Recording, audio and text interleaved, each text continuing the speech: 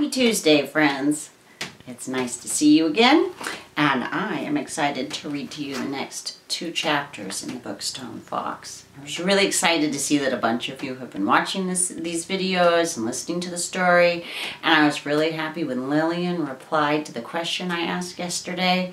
So she thinks that Grandfather is so sick because he is really worried about Searchlight. And I thought that was an interesting idea. Well, let's get ready. Here we go with chapters 3 and 4 of Stone Fox. Chapter 3 is called Searchlight, so maybe we'll find out if Lillian's right or not. It's easy to tell when it's winter in Wyoming. There is snow on everything. The trees, the houses, the roads, the fields, and even the people if they stay outside long enough. It's not a dirty snow. It's a clean, soft snow that rests like a blanket over the entire state. The air is clear and crisp, and the rivers are all frozen. It's fun to be outdoors and to see the snowflakes float down past the brim of your hat and to hear the squeak of the fresh powder under your boots.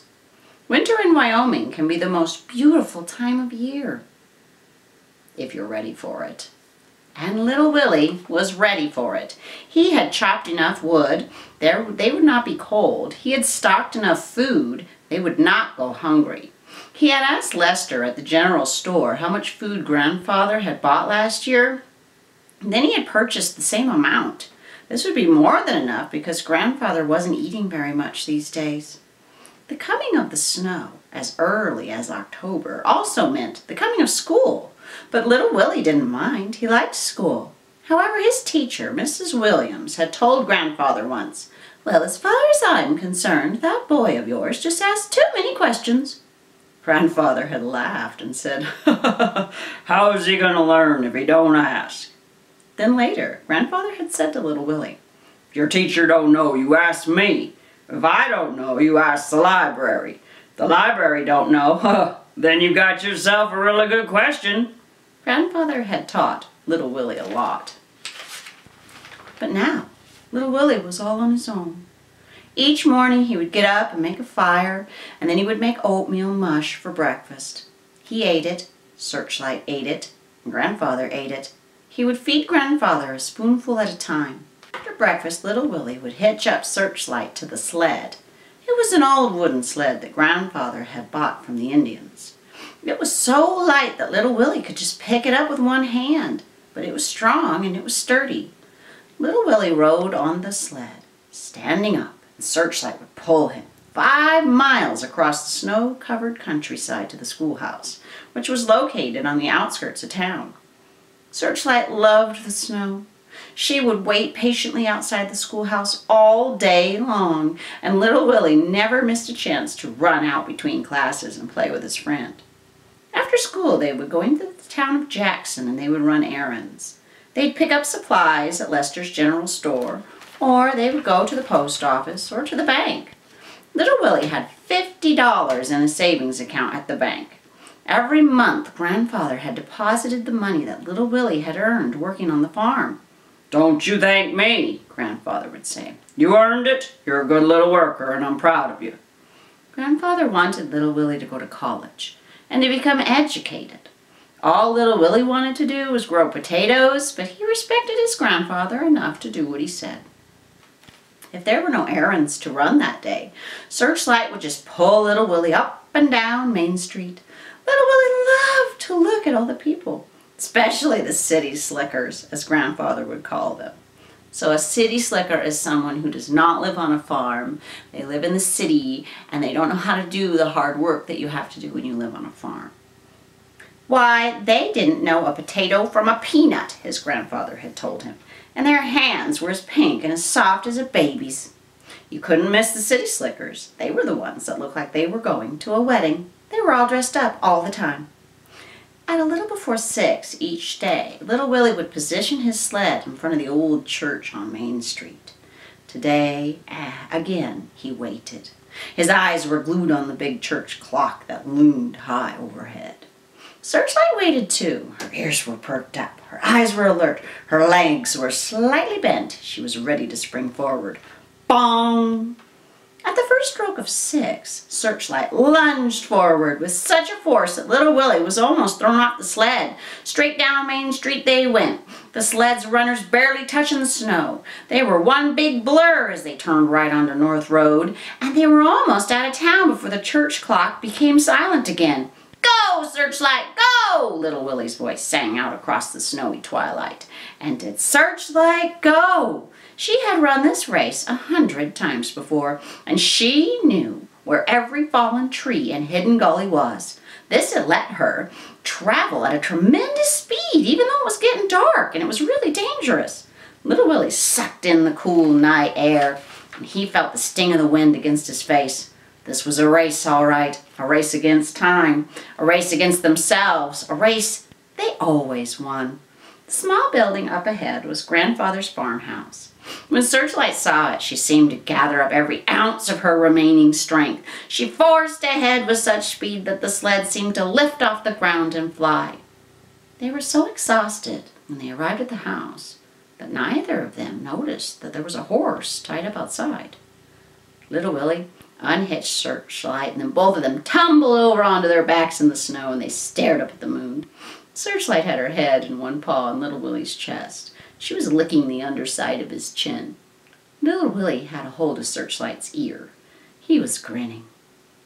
The owner of the horse stood on the front porch and watched them. He was tapping his foot impatiently. Chapter 4, The Reason.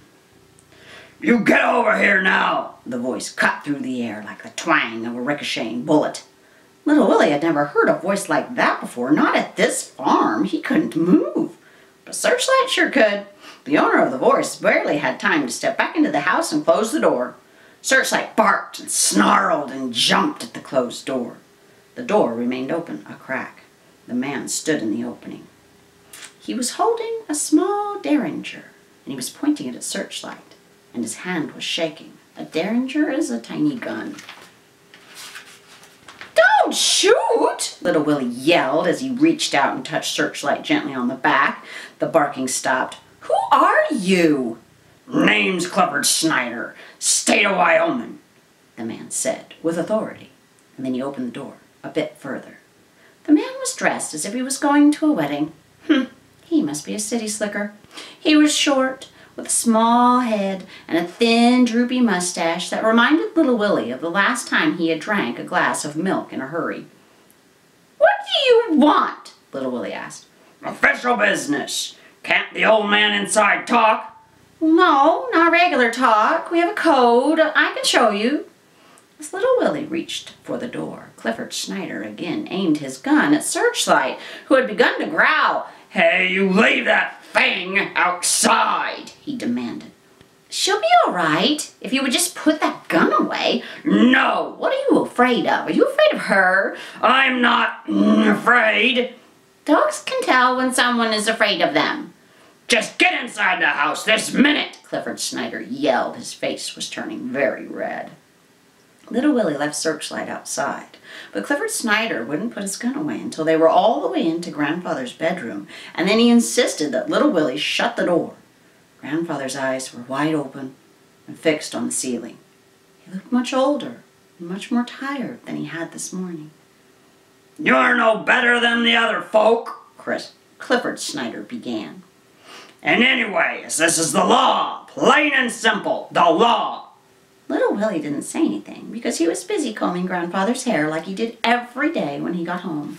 When he finished, he held up a mirror so Grandfather could see himself. "I'm warning you, old man," Clifford Snyder continued. "If you don't pay, we have our ways, and it's all legal. It's fair and legal. You are no better than all the other folks." "Do we owe you some money, Mr. Snyder?" little Willie asked. "Taxes, son. Taxes on this farm. Your grandfather there has not been paying them." Little Willie was confused. Taxes? Grandfather had always paid every bill, and always on time, and little Willie always did the same. What was this about taxes? Grandfather had never mentioned them before. There must be some mistake. "Is this true?" little Willie asked his grandfather. Grandfather did not answer. Apparently he had gotten much worse during the day. He didn't move his hand. He didn't even move his finger. Ask him about the letters, piped up Clifford Snyder. What letters? Every year we send a letter, a tax bill showing how much you owe. Well, I've never seen one, insisted Little Willie. Probably threw them out. Are you sure? Began Little Willie, and then he remembered the strong box. He removed the boards and then lifted the heavy box up onto the floor. And he opened it and he removed the papers. The papers he remembered seeing when he had looked for money to rent a horse. Are these the letters? He asked.